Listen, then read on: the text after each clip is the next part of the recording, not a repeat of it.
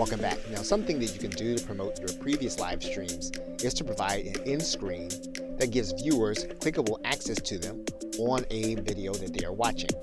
So in order to do that, you're going to go up to the studio and you're going to open up the edit screen in your videos. Once you get there, you're then going to click end screen and annotations.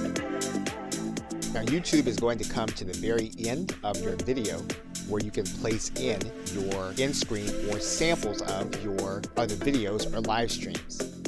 So for example, on the end screen, what we can do is click Add Element. And what we're going to do is we're going to create a video or a playlist.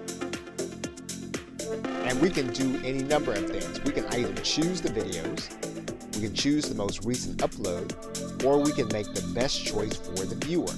And in this case, it's YouTube making that selection. So in most cases, we're just going to choose the video or a playlist. In this case, we're going to choose the video, and this is how it's going to appear at the end of your video. We can move this video so that it appears in another part of the video, just in case this would block something that they're going to see at the end. What we can also do is we can use other templates. So for example, what we can do is we can click Use Template. In this case, what we can say is we want to have 2 videos on our end screen. So to do that, we're going to click Select. And then this is going to replace the current end screen with the selected template. That means then that now what we need to do is we need to choose 2 different videos that are going to be part of the end screen. So we click inside, get one of the videos we want. Then when we do that, then YouTube is going to select the other video.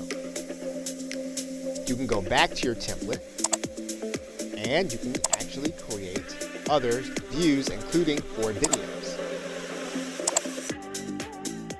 Now in this particular case, we're going to replace our current screen.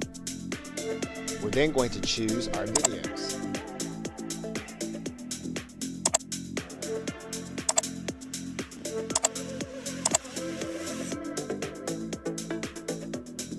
Once we do that, then YouTube will choose the other 3 that are going to be part of your end screen.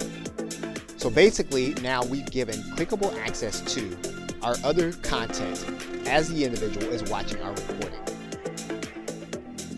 Okay, so with that, thanks, and I will see you in another video.